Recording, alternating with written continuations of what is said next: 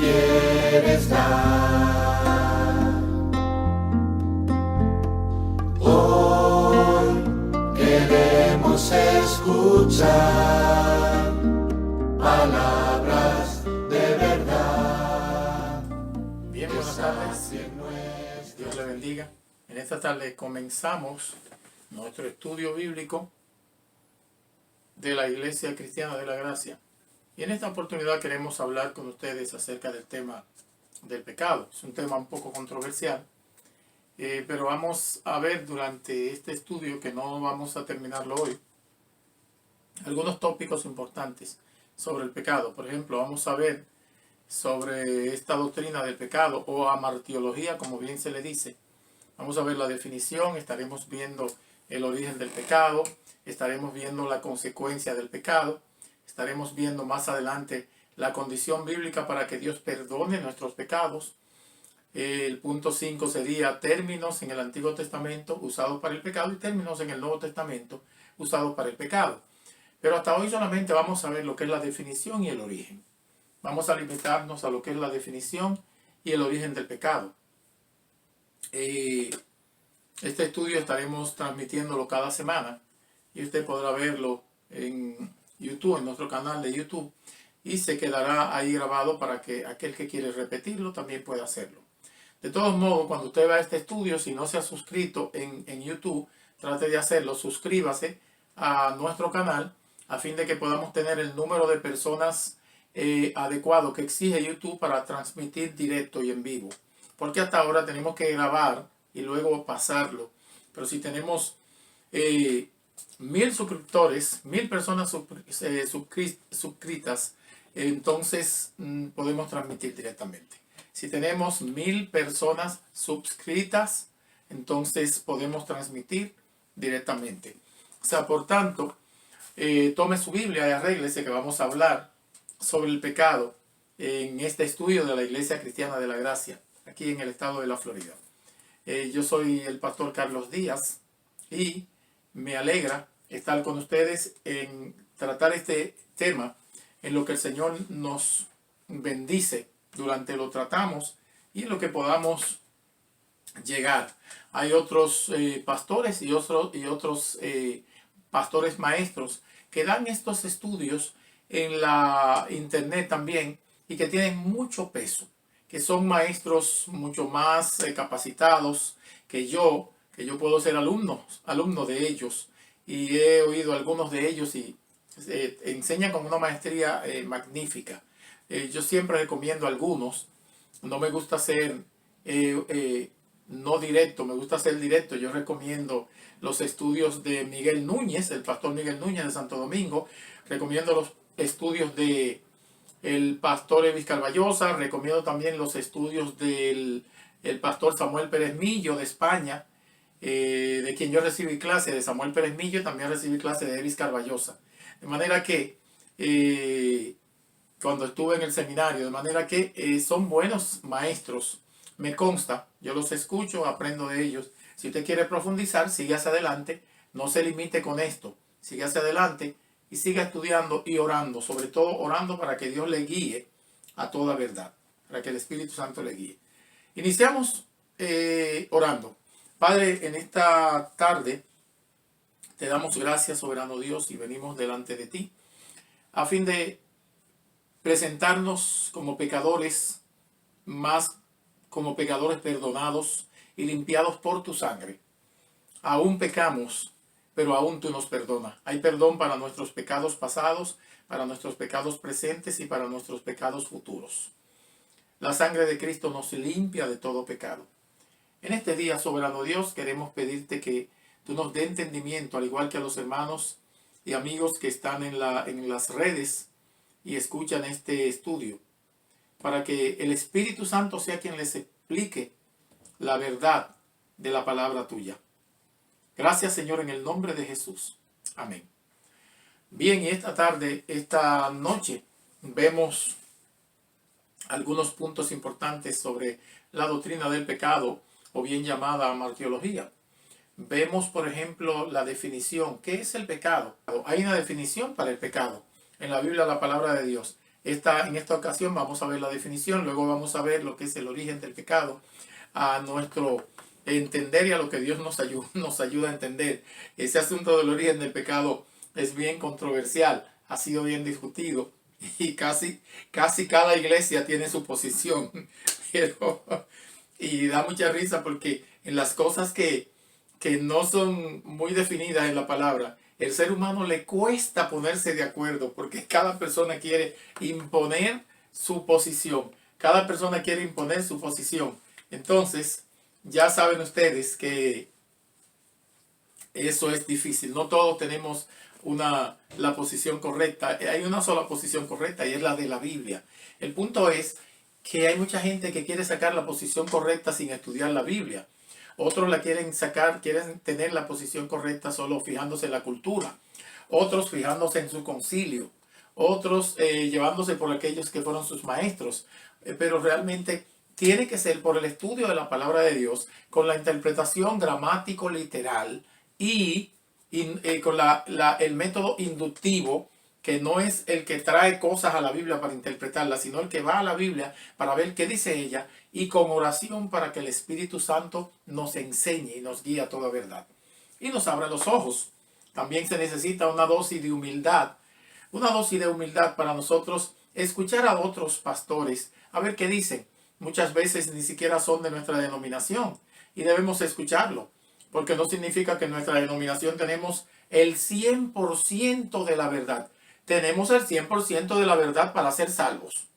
Tenemos la verdad básica bíblica, la verdad doctrinal. Pero las verdades en cuanto a definiciones de una cosa o de otra, la fundamental hay que tenerla. El pecado, Dios lo condena y Dios es enemigo del pecado, aunque te ama a ti, no ama el pecado, y todo hombre es depravado y es pecador. Esas definiciones básicas hay que tenerlas y hay que creerlas, porque de otra manera no puedes ser salvo. Si no eres pecador, pues no necesitas a Dios, y si no necesitas a Dios, entonces el mismo Dios te va a preguntar, pues ¿qué buscas en mi Biblia? Como le dijo a los escribas y fariseos, ustedes que escudriñan las escrituras es porque a ustedes les parece que en ella está la vida eterna. Quiere decir que ustedes no son tan tontos. Entonces, aunque nosotros, la mayoría de los que leen la Biblia lo interpretan eso de manera imperativa y dicen escudriñad las escrituras. Bueno, así es que está traducido al español, lamentablemente, pero no es ese el sentido. El sentido es ustedes escudriñan las escrituras porque a ustedes les parece que en ella está la vida eterna o tienen la vida eterna. En otras palabras, ustedes no son tan tontos. O sea, esa es la idea ahí. Pero seguimos viendo que debemos tener las definiciones básicas al menos que acepta la propia palabra de Dios y que acepta a Dios para nosotros poder estar en el camino. No podemos venir con definiciones de fuera a ponerla en la Biblia. Ayer yo escuchaba un estudio en línea, en Zoom, y lamentablemente, aunque son mis amigos, me retiré de Zoom. Porque yo veía cómo trataban de forzar para que la Biblia enseñe lo que no enseña. Y cómo trataban de no sé, de una manera artificiosa, de una manera hasta, yo no quiero ponerle más nombre, porque no quiero pecar poniendo nombre y caer en un nombre que le ponga el nombre a lo que ellos hicieron y que no sea así. Pero realmente me molestó la manera en que ellos torcían las condiciones para decir que la Biblia dice lo que no dice. Por ahí hay mucha gente diciendo lo que no dice la Biblia, diciendo que Dios dijo, diciendo que la Biblia dice y la Biblia no dice.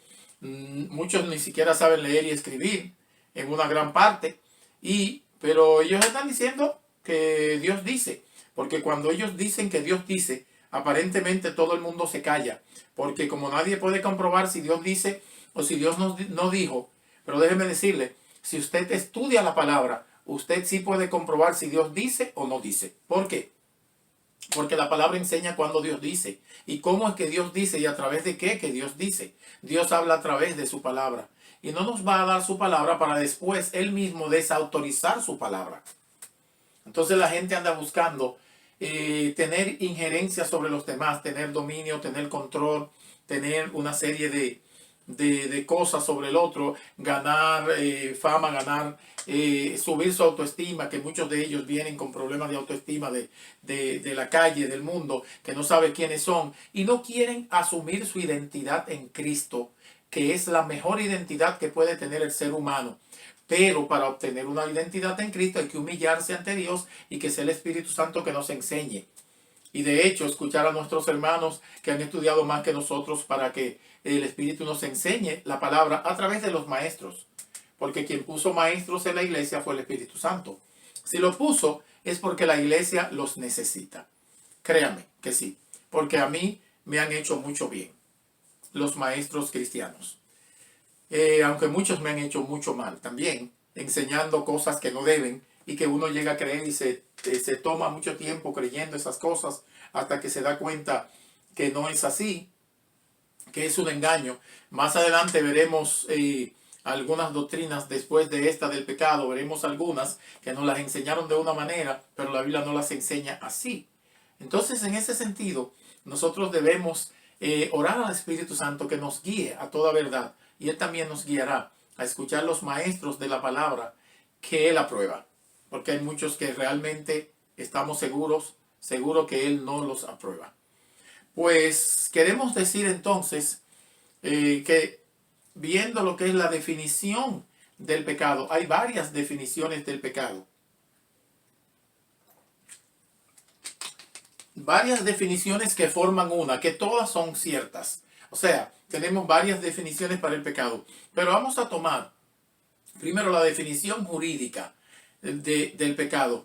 Toda falta cometida contra la ley de Dios es pecado. ¿Qué nos dice Primera de Juan, capítulo 3 y verso 4? Primera de Juan, capítulo 3 y verso 4. Vemos que nos dice. Y ya vimos que toda falta cometida contra la ley de Dios es pecado.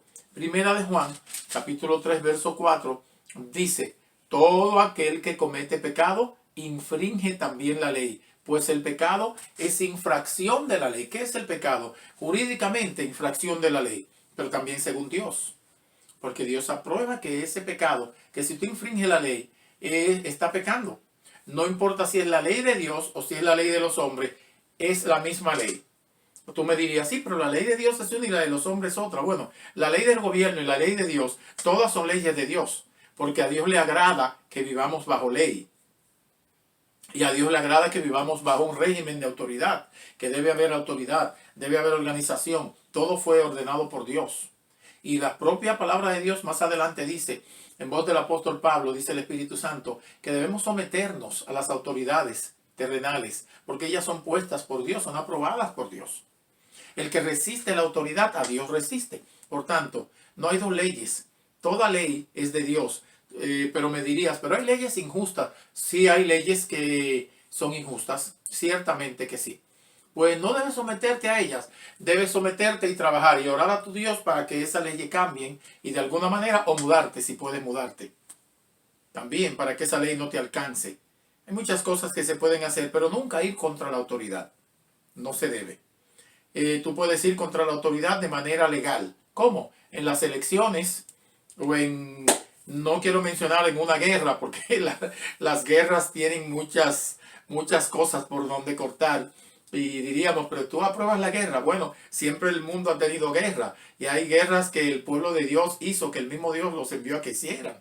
Entonces, hay guerra para liberar un pueblo de otro. Entonces, pero no es nuestro tema ahora. Para no complicarnos la vida, porque yo no manejo bien eso. Aunque tengo mi creencia, no manejo bien eso. De todos modos, eso se lo dejamos a los pastores, a los maestros que yo mencioné ahorita, que son mejores maestros que yo y que yo he aprendido de ellos. Con ellos ustedes van a escuchar sobre la guerra, sobre muchísimas cosas. Pero, por ahora, oponerse a las autoridades es pecado. Vemos entonces que jurídicamente toda falta cometida contra la ley de Dios es pecado. Primera de Juan, el capítulo 3 y el verso 4, como está ahí en la pantalla. Vemos también ahora una definición o algunas definiciones de manera ética. ¿Cuáles son las definiciones éticas que damos? Primero, toda injusticia es pecado. ¿Qué dice Primera de Juan, el capítulo 5 y el verso 17? Toda injusticia es pecado. Vimos que ya toda falta o toda desobediencia a la ley de Dios es pecado, pero también podemos ver que toda injusticia es pecado. Primera de Juan 5, 17 dice así: toda injusticia es pecado, pero hay pecado no de muerte. Eso significa que hay pecados de muerte. No vamos a entrar en lo que es pecado de muerte y lo que no es hoy, pero sí vemos que toda injusticia es pecado. Entonces, esa es otra definición. Toda violación a la ley de Dios es pecado. Toda injusticia también es pecado. ¿Qué es una injusticia? Ahí podríamos dedicar algunos segundos. Una injusticia podría ser cuando tú no pagas lo que realmente debes al pobre, cuando tú retienes el dinero del pobre, o cuando retienes el dinero de tu hermano, teniendo tu dinero en tu cuenta. A veces le debes a alguien, pero tú tienes dinero en tu cuenta y no le pagas, y prefieres dejar el dinero en tu cuenta para usarlo en otra cosa. Paga lo que debes. Eso es injusticia, pero injusticia también puede ser que tú pagues menos de lo que debes pagar a quien debes pagar. Injusticia también puede ser que tú engañes a alguien, o que tú le quites a alguien que tiene menos que tú le quites. Eso puede ser injusticia. Eso es avaricia, eso es codicia de lo ajeno, eso es de envidia, puede ser de tener lo que tiene otro y quitarle al otro teniendo tú más que el otro. Toda injusticia es pecado, pero una injusticia también puede ser que tú ves que están abusando de otro y tú no levantas la voz. Y en eso el mundo se ha especializado. Puedes ver en un estudio de psicología social que hacen algunos estudiosos en la internet. Algunas personas están raptando o matando a alguien al lado. Y todos pasan como que nada está pasando. La gente pasa y el que está matando al otro, lo rapta y nada ha pasado. Y cuando mira la cámara, nadie reaccionó. De cada 1000 personas, una reacciona mayormente. Eso significa que el mundo hoy vive de manera individual. El individualismo maneja al ser humano, la búsqueda de bienes materiales, el individualismo, la búsqueda de paz personal, ha dañado todo. De hecho, no es que ha dañado todo estaba dañado. Sin embargo, se ve mucho más ahora el daño al prójimo, porque nosotros nos hemos hecho más egoístas cada día. Dice entonces 1 de Juan 5:17 que toda injusticia es pecado, pero hay pecado no de muerte. Del pecado de muerte se hablará más adelante. Ahora, hay otra definición también para lo que tiene que ver con el pecado. ¿Qué es pecado? Éticamente, toda injusticia es pecado. Y éticamente también saber hacer lo bueno y no hacerlo. Santiago 4:17. ¿Qué dice Santiago 4:17? Porque saber hacer lo bueno y no hacerlo es pecado. Eso dice la Sagrada Escritura. Santiago capítulo 4, verso 17 dice: y al que sabe hacer lo bueno y no lo hace, le es pecado. Esto significa que es posible que tú no hagas el mal. Y mucha gente se define como personas buenas, moralmente buenas. Y dicen, no, yo nunca he pecado. Yo soy bueno, yo no le hago mal a nadie. Es posible que tú no le hagas mal a nadie, pero es posible que no evites el mal que otro hace.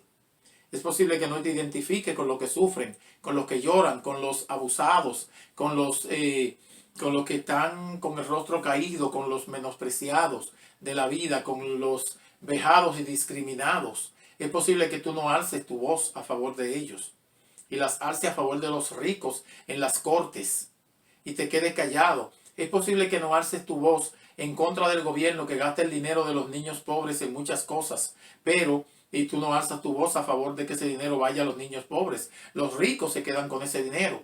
Y muchos de los pobres también comienzan a buscar y a adquirir lo que es de los pobres. Los pobres siempre tienen menos, sufren más y necesitan más cada día. ¿Por qué? Porque los ricos se reparten todo arriba. El egoísmo ha minado el mundo. Entonces, saber hacer lo bueno y no hacerlo es bueno, es malo, es pecado, perdón. Entiéndase, si ves a alguien que está siendo abusado, como decía anteriormente, y sabes tú que es bueno ayudarlo y no ayudarlo es malo, y tú decides irte. ¿Recuerdan ustedes la parábola de Jesucristo en cuanto al buen samaritano? Que pasaron muchas personas, pasó un judío, pasó un sacerdote, pasó un levita, o sea, el levita es el sacerdote de la familia sacerdotal, y nadie hizo nada. Pero pasó uno que ni judío era, un samaritano. Esa es la parábola del buen samaritano de Jesucristo. Y ese buen samaritano tomó al que estaba herido, que lo habían asaltado y lo habían herido, lo cargó y lo llevó al mesón, a lo que es una clínica, a un dispensario médico, le dijo, atiéndanlo y todo lo que gaste pónganlo a mi cuenta. Ciertamente Dios aprueba eso. Pero hoy la mayoría de personas camina sin importarle nada. Ahora, vimos ya que toda falta cometida contra la ley de Dios es pecado. Jurídicamente esa es la definición, y éticamente toda injusticia es pecado, y saber hacer lo bueno y no hacerlo es pecado. Según Santiago 4:17, lo tienen ahí en pantalla. Menosprecio, otra definición, menosprecio al prójimo también es pecado. Proverbios 14, vamos a Proverbios 14, capítulo 14 y el verso 21 de Proverbios. Proverbios el capítulo 14 y el verso 21 nos dice la palabra de Dios. Vamos a afirmar allí lo que estamos diciendo, que el menosprecio al prójimo es pecado. Proverbios 14, 21 dice de la manera siguiente: peca el que menosprecia a su prójimo, mas el que tiene misericordia de los pobres es bienaventurado. Peca el que menosprecia a su prójimo. Menospreciar al prójimo es pecado. También dice Levítico 19:18. Vamos a Levítico al principio. Está Génesis, Éxodo, Levítico, Número de Deuteronomio, el Pentateuco. Génesis es Éxodo, Levítico, el tercer libro, Levítico, el capítulo 19 y el verso 18. Nos dice la palabra de Dios de la siguiente manera. Dice: no te vengarás ni guardarás rencor a los hijos de tu pueblo, sino amarás a tu prójimo como a ti mismo. Oiga, ¿quién firma ese dicto? Yo, Jehová. Alabado sea el nombre de Dios. Yo, Jehová. Pero también dice Mateo 19:19, el Evangelio según San Mateo, el capítulo 19 y el verso 19, nos dice algo al respecto, que el que menosprecia a su prójimo, ¿verdad? Nos enseña algo. Peca, dice, honra, bueno, Mateo 19:19, creo que lo tengo equivocado. No, bueno, vamos a ver, dice, honra a tu padre y a tu madre, y amarás a tu prójimo como a ti mismo. Ahí está la segunda parte, Mateo 19:19b, y amarás a tu prójimo como a ti mismo. De modo que vemos personas que llegan a la iglesia, como es el caso de este joven rico que habla aquí en Mateo 19:16 en adelante, en donde va donde Jesús pensando que era justo y que no cometía pecado. Jesús le pregunta que si había guardado los mandamientos y él dijo, pero sí, seguro que sí. Desde que yo era joven los guardaba todos. No lo sé todos. A lo mejor él fue allí con ese sentido de autojusticia, queriendo decir, no. Desde que yo llegue y hable con Cristo, eso va a ser una aprobación rotunda a mi estilo de vida. ¿A mí qué me falta? Lo único que me falta es el cielo y yo lo tengo ganado, decía él. Pensaba él, estoy yo lucubrando aquí en mi mente. Entonces, y decía, cuando yo le diga lo que yo hago, ahí sí voy a completar mi vida. Voy a ser rico, soy joven y además voy a tener la salvación en el cielo. ¿Qué más necesito? Más no puedo pedir. Llegó donde Jesús y le dijo, Señor, ¿qué debo hacer para heredar la vida eterna? Obviamente, una buena pregunta, prácticamente un buen sentimiento, una buena intención, quizás. Pero Jesús le dice Jesús, y aquí estoy yo también parafraseando y elucubrando en mi mente, Jesús pensó a lo mejor, déjame probarlo. Como él dice que ha guardado todos los mandamientos, porque yo le pregunté que si los mandamientos sabes, y dijo que sí, desde niño lo ha guardado. Lo voy a probar en el primer mandamiento. Sucede que el primer mandamiento es: amarás al Señor tu Dios con todo tu corazón, con toda tu alma, con toda tu mente, con toda tu fuerza. Digo, bueno, si Él me ama a mí, lo que yo le pida, Él lo va a hacer. Entonces Jesús le dice, ok, vende, te falta una sola cosita, esto está casi completo. Vende lo que tiene y dáselo a los pobres. Y ahí la palabra pobre se refiere a inválidos. No a los pobres que andan por ahí estafando, sino a los pobres que se refieren a los inválidos, los que no pueden hacer nada, los que en realidad necesitan ser ayudados. ¿Saben qué? Dice la palabra de Dios en el verso 20 de Mateo 19, el joven le dijo, todo lo he guardado desde mi juventud, ¿qué más me falta? ¡Wow! Eso es un poco fuerte, pero eso raya en lo que es la autojusticia, el sentido de autojusticia. Pero dice que Jesús le dijo en el verso 21, si quieres ser perfecto, anda, vende lo que tienes y dalo a los pobres y tendrás tesoro en el cielo. Y ven y sígueme entonces. Después de esa pequeña cosita que te estoy probando en el primer mandamiento y en el segundo también, ama a tu prójimo. Pero en el primero, que si amas a Dios, va a dar todo por Dios. El hombre se fue triste. Y dice, entonces el verso 23, Jesús dijo a sus discípulos, Perdón, el verso 22 dice, oyendo el joven esta palabra, se fue triste porque tenía muchas posesiones. ¡Wow! Eso da risa por todo lado. Yo no sé si yo hubiese hecho lo mismo, pero las posesiones se hacen dueñas del ser humano. Y llega un momento que usted no puede soltar las posesiones. Llega un momento en que usted cree que usted es dueño de las posesiones. Y son las posesiones las que son dueñas de usted. Dueñas de usted. Ya las posesiones los tienen poseído usted hace mucho tiempo. Entonces, dice una anécdota que cuando el barco Logos y el Dulos, unos barcos que andaban de país en país, con una librería ambulante, una librería flotante, perdón, ahí en el barco, y se paraban en los puertos de los países, y por un mes, 2 meses, y toda la ciudadanía podía ir, ellos daban conferencia, evangelismo, y todo eso era muy bueno.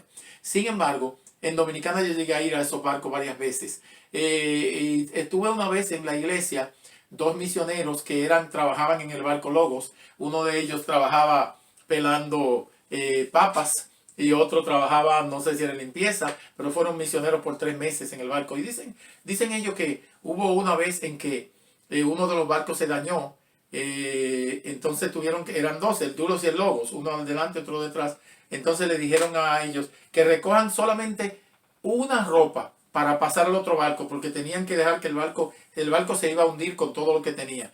Eso significa, me dice mi amigo Gilberto, que ellos tuvieron que pensar, dejar todo lo que habían recogido durante su gira por el mundo y todos los recuerdos que ellos tenían de cada país, todas las cosas, porque no podían pesar mucho, iban a llenar el otro barco con las personas, los tripulantes de ese que se iba a hundir. Y no se podía hacer más nada. Dice que ese fue un dolor para ellos, pero tuvieron que dejarlo. Muchas veces las cosas poseen a uno, los recuerdos, las posesiones. Pero también hay otra anécdota de otra persona que estaba en un barco donde llevaban mucho oro, de los piratas de Francis Drake. Y cuando, ya saben ustedes, cuando los españoles salieron por el mundo a asaltar todo el mundo casi, robando oro los piratas españoles, y cuando las conquistas, San Agustín y todo eso, dice que aquí en Florida, en los manglares, hay mucho oro, hay muchas morocotas y joyas guardadas en los manglares, que después ellos no supieron dónde las escondieron, cuando ellos saqueaban los países. Entonces, dice que le dijeron se iba a hundir el barco, y le dijeron a todos que salparan al agua con la ropa solamente para salvarse, porque el barco se estaba quemando y se iba a hundir. Pues entonces hay uno de los jóvenes que andaba en el barco que no pensó dejar perder su oro y se llenó todos los bolsillos de oro, todos los bolsillos, lo más que pudo. Dice que cuando él, yo no sé si se puso una lonchera, una mochila detrás de oro, eso lo estoy diciendo yo para hacer más enfática la anécdota. Pero miren, dice la anécdota que escuché de alguien que cuando se lanzó, realmente se fue directito al fondo, porque todo el peso del oro lo agarró y lo llevó al fondo y lo clavó allí. ¿Saben qué? Muchas veces las posesiones tú no las tienes, ellas te tienen a ti. Entonces, te hacen no amar al prójimo, como en el caso de este joven rico, que el Señor le dice, vende lo que tiene y dáselo a los pobres. O sea, ama a tu prójimo. Vamos a ver si ama a tu prójimo y si ama a Dios. Pero él ni amaba a Dios, ni amaba al prójimo. ¿Qué es pecado? Menosprecio al prójimo. Por último, Mateo, hay más versos. Mateo 22:39, y es bueno leer la palabra de Dios. No vamos corriendo, vamos a leer. Hay tiempo para leerla. Si el Señor viene mañana, pues ya no leeremos más. Y si vienen 50 años, tenemos tiempo de leer. O sea que hay que leer como quiera. Mateo 22:39 dice la palabra de Dios como sigue. Mateo 22:39. Aquí dice, y el segundo mandamiento es semejante, amarás a tu prójimo como a ti mismo. Vamos a seguir leyendo Marcos 12:31. Marcos, el capítulo 12, el verso 31 también nos dice como sigue. Vamos a Marcos, ahí conmigo, muevan sus Biblias y lo pueden ver ahí en la pantalla también. Marcos 12, capítulo 12, verso 31 de Marcos.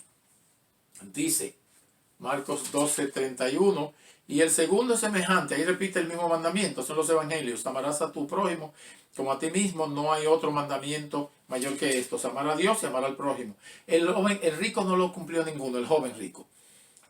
También Lucas 10:27 diría lo mismo, pero ya vamos allí, ya que estamos aquí, para ver, porque debe ser los evangelios sinópticos repiten algunas citas. Entonces, Lucas el capítulo 10 y el verso 27 nos dice como sigue. Lucas 10:27. Aquel respondiendo dijo: amarás al Señor tu Dios con todo tu corazón y con toda tu alma y con todas tus fuerzas y con toda tu mente, y a tu prójimo como a ti mismo. El mismo mandamiento, solo que lo dicen de manera diferente.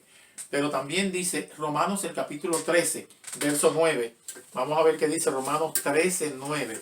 Romanos 13:9 dice: porque no adulterarás, no matarás, no hurtarás, no dirás falso testimonio, no codiciarás, y cualquier otro mandamiento en esta sentencia se resume: amarás a tu prójimo como a ti mismo.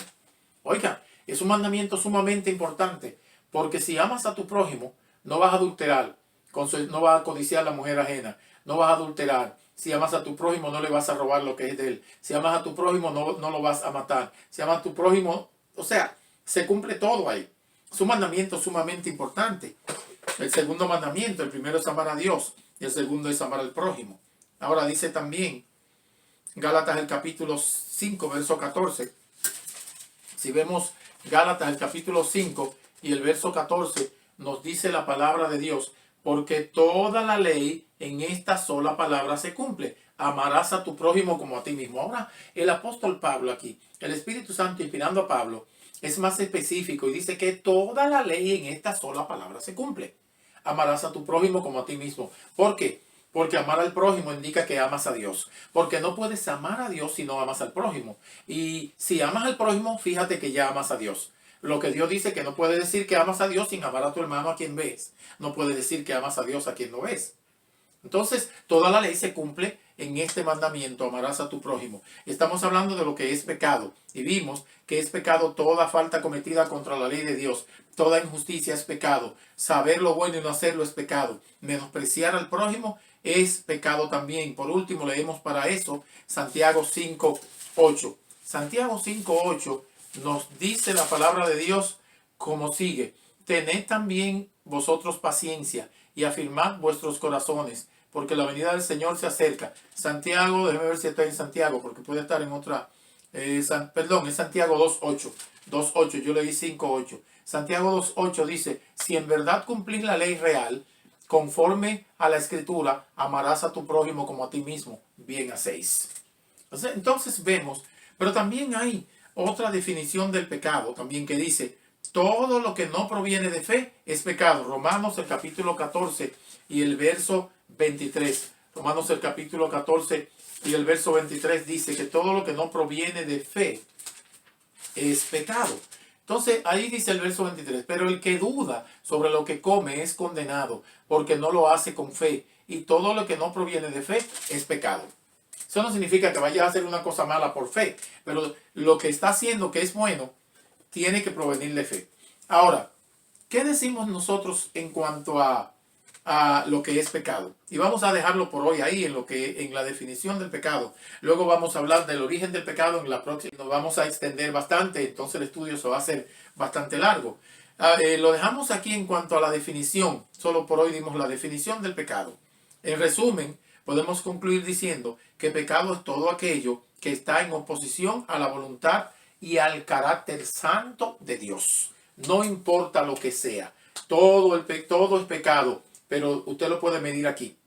Es todo lo que se opone, lo que está en contraposición con la voluntad y el carácter santo de Dios. Robarse el dinero del gobierno es pecado. Mentir es pecado. A los policías que abusan de las personas es pecado.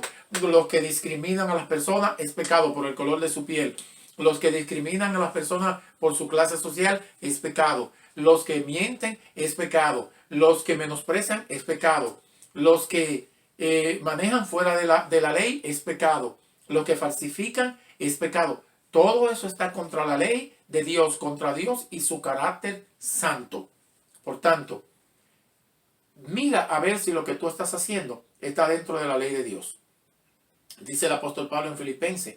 Dice el apóstol Pablo en Filipenses, leo este verso para tomarlo como referencia. Filipenses el capítulo 4, el verso 8 dice: por lo demás, hermanos, Todo lo que es verdadero, todo lo honesto, todo lo justo, todo lo puro, todo lo amable, todo lo que es de buen nombre, si hay virtud alguna, si algo digno de alabanza, en esto pensad. En esto pensad, lo que aprendisteis y oísteis y si visteis en mí, esto haced, y el Dios de paz estará con vosotros. ¿Quieres un sedazo para el pecado? Para saber qué es pecado y qué no es pecado. Toma ese versículo, Filipenses 4:8, y te ayudará al menos a iniciar, porque el Espíritu Santo te va a seguir ayudando en la medida que te acerques más a Él y a su palabra. Dios te bendiga y seguimos la próxima semana con el origen del pecado.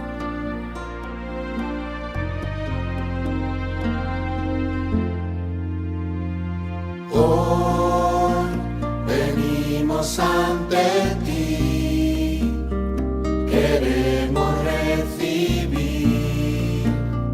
lo que nos quieres dar. Hoy queremos escuchar